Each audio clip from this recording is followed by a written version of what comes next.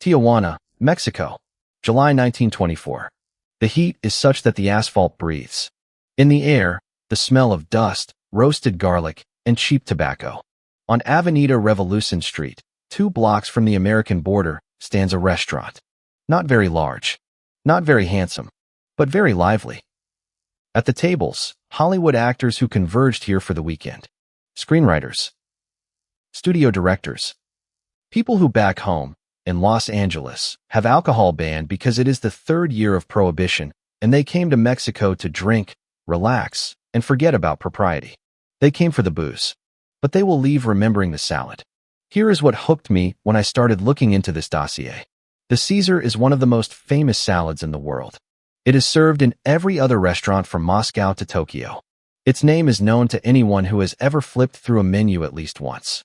But ask anyone where it came from, and most will answer something like, from ancient Rome? Or named after Caesar? Well, that's Caesar.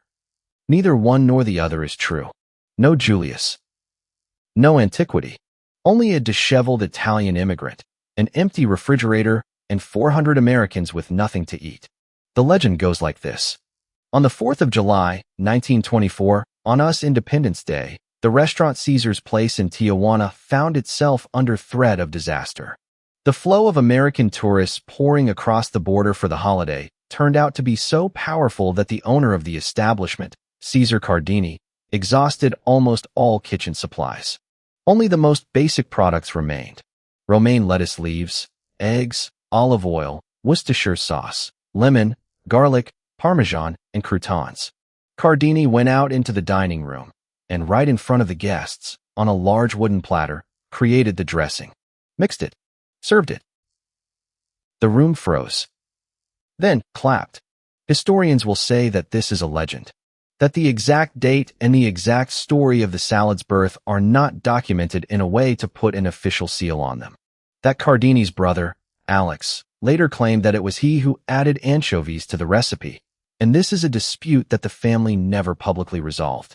But there is truth in the legend. Because Caesar Cardini existed, the restaurant existed, the guests existed, and the salad appeared, right there, right then, in precisely such an atmosphere of deficit and improvisation. This is important to understand. The Caesar salad is not the fruit of a long culinary tradition, not the result of years of perfecting a recipe, not a dish that someone developed in the silence of a laboratory. It was born out of panic, out of an empty refrigerator, out of what happened to be at hand. And in this lies its whole essence. Sometimes the best happens not when you have everything, but when you have almost nothing. Caesar Cardini was born in 1896 in Lago Maggiore, in northern Italy, in that very region where lakes abut the Alps and where the ability to handle simple ingredients is not a philosophy, but a necessity. In 1913, at 17 years old, he emigrated to America, to a place where, by common belief, one could build anything if one tried hard enough. He became a cook. Then he opened a restaurant in Sacramento. Then another one, in San Diego. And then Congress passed the 18th Amendment to the Constitution, and starting from 1920, the sale of alcohol was banned in the USA. Prohibition, that is altogether a separate story worth remembering. It did not stop drinking. It stopped taxes. It created the mafia, spawned smuggling, and turned the simple desire to drink wine at dinner into an act of civil disobedience. But it also did something less obvious. It created a tourist flow to the Mexican border. Tijuana, located 30 minutes away from San Diego, instantly transformed into a point of attraction for all of Southern California, and especially for Hollywood, which in those years was young, noisy, and incredibly wealthy. Cardini understood this before others. In 1923, he opened Caesar's Place on Avenida Revolution. The establishment was designed specifically for Americans.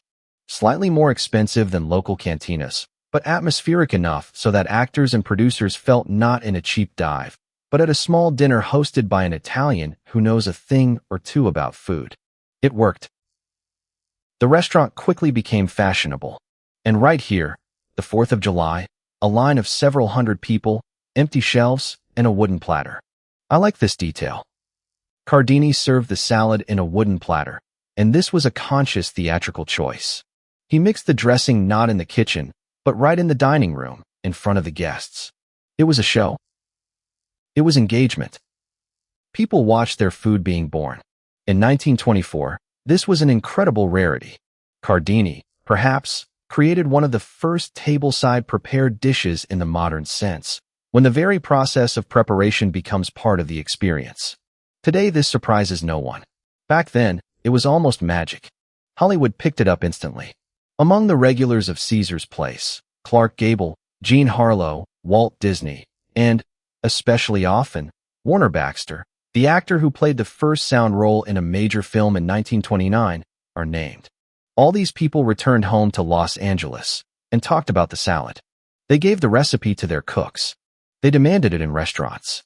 The Society column of the Los Angeles Times first mentioned Caesar's salad in 1926, just 2 years after its appearance. By the end of the decade, the dish was already served in several dozen restaurants across California. And then Alex appeared. Alex Cardini, Caesar's younger brother. He also came to America, also worked in the restaurant business, and in 1926 began working together with his brother. According to his version, it was he who added anchovies to the dressing, tiny, fatty fish that almost dissolve in the sauce, providing that very umami kick, the depth that distinguishes a real Caesar from its pale copies. Caesar categorically denied this. In his original recipe, he used Worcestershire sauce, which itself contains anchovies in its composition, just in a processed, unrecognizable form. So the truth, most likely, is somewhere in the middle. Anchovy flavor in the original was not present as an explicit ingredient, but it was present, hidden, disguised, dissolved in the sauce. As often happens with the best secrets, the brothers eventually parted ways. Alex opened his own restaurant and began promoting his version of the recipe under the name Aviator Salad because it was favored by pilots from a nearby airbase. The two versions of the salad existed in parallel for several years, and in the culinary archives of the 1930s, one can find traces of both, with anchovies and without. Then the anchovies won. Why? We will talk a bit later when we get to the chemistry. In 1926, Cardini moved to Los Angeles, to where his clientele was going. He opened a new restaurant on Sunset Boulevard. But, what is more important, he began thinking about an industrial scale. In 1948, Caesar Cardini patented his dressing and began selling it in bottles. Caesar Cardini Foods exists to this day. His daughter Rosa continued her father's work after his death in 1956 and actively promoted the recipe as a family legacy. Today, it is one of the best-selling brands of prepared salad dressings in the USA. But here the story takes a turn that is rarely spoken of in social conversations over a plate of this very salad. Let's talk about anchovies. More precisely, about where anchovies come from and at what cost. The Peruvian anchoveta, Ingralis ringens, constitutes almost 10% of all global fish catch. Peru and Chile catch it in quantities that are difficult to comprehend. In peak years, more than 10 million tons a year. Most of this fish goes not to the table, but to the production of fish meal, which feeds pigs, chickens, and farmed fish. Industrial fishing of the anchoveta combined with periodic El Niño phenomena, which warm the water and destroy the food supply, led several times to a catastrophic population collapse. In 1972, in 1998, the ecosystem recovered, but not completely, not as it was before. This does not mean that one needs to give up the Caesar. This means that any ingredient on the plate is someone's story, someone's labor, and someone's losses. The anchovy in the Caesar dressing drags along a whole chain. The Pacific Ocean, Peruvian fishermen, the global feed market, climate. 1 teaspoon of fish sauce carries within itself more geography than most atlases. Romaine lettuce is not without sin either. California, where the main bulk of leaf lettuce for the American market is grown, consumes water as if the desert does not exist. The Salinas Valley, the salad bowl of the world, is a region where a quiet war for the right to water the crop beds is fought between farmers, environmentalists, and municipal administrations. Migrant workers from Mexico, the very same country where the Caesar was born, make up the main workforce in these fields. The circle has closed. Tijuana and California are connected not only by the tourist flow of the 20s, but also by the daily labor of people whom we do not see when we look at the menu. But let's return to the restaurant, to the dish. to what happens in the mouth, and why it even works so well. Here is the surprising thing about the Caesar from the point of view of chemistry. This dish is an almost perfect umami bomb. Umami is the fifth basic taste, discovered by the Japanese chemist Kikuchi Ikeda in 1908. Its carrier molecule is monosodium glutamate, and its associated ribonucleotides, inosinic and guanylyl acids. When they act together, the taste is amplified many times over, an effect called umami synergy. Now look at the Caesar recipe. Parmesan is one of the record holders for glutamate content among all cheeses. It contains approximately 1.2 grams of glutamate per 100 grams of product, more than in most meat broths. Anchovies are a rich source of inosinic acid. Worcestershire sauce is a fermented product, itself rich in umami components. Garlic adds allicin and sulfur-containing compounds that enhance taste perception. Lemon juice is an acid that, through contrast, sharpens all other tastes and simultaneously participates in a chemical reaction with the egg yolk when creating an emulsion. And now about the egg, separately. Cardini used a partially raw egg. He dipped it into boiling water for 1 minute, something between raw and poached. This is no coincidence. The egg yolk contains lecithin, a powerful emulsifier whose molecule has a hydrophilic, water-loving, head and a hydrophobic, oil-loving tail. It is precisely lecithin that forces oil and acid, which normally do not mix, to form a stable, velvety emulsion, that very creamy dressing that coats every leaf. Without the egg, it is just oil with lemon. With the egg, it is a sauce. Cardini did not know the word lecithin. He had not read Kikuchi Ikeda. He had, most likely, never heard of umami synergy. But he knew, intuitively, as a good cook always knows, that these ingredients together produce something greater than each of them individually. Sometimes the body understands earlier than science has time to explain. Croutons are the last element, often perceived as merely texture. But here, too, there is a mechanism. Toasted bread undergoes the Maillard reaction, the very one responsible for the brown crust, for the nutty caramel notes, for the aroma that activates salivation literally from a single smell. The Maillard reaction occurs between amino acids and sugars at temperatures above 140 degrees and yields hundreds of new flavor and aroma compounds. Properly prepared croutons are not just a crunch. They are a full-fledged flavor layer on top of the umami base. The Caesar is, essentially, 5 flavor layers stacked on top of one another. Acid, fat, umami, bitterness from the romaine, the sweet smoky crunch of the croutons. All of this together activates the receptors such that the brain registers not a salad, but a complex, multi-level flavor experience. That is precisely why the Caesar is one of the few salads eaten not as an addition to the main course, but as an independent event. And that is precisely why it won. Not due to a food trend. Not because stars ate it, although that helped. It won because the recipe works at the level of biology.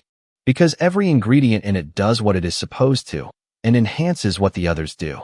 The Caesar salad today is a global phenomenon. According to data from the National Restaurant Association of the USA, it is one of the 10 most ordered dishes in American restaurants for several decades in a row. In Russia, it is served everywhere, from fast food chains to Michelin-starred restaurants. In Japan, there is a version with daikon and ponzu. In Brazil, with avocado. In Australia, they add bacon strips. Everyone takes the recipe and adapts it for themselves.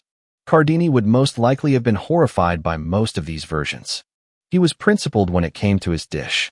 Rosa Cardini in the 1970s repeatedly publicly protested against adding anchovies as a visible ingredient, precisely as a distortion of the original.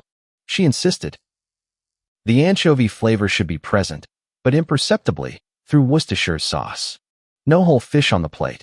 Only secret umami. But the world did not listen to her.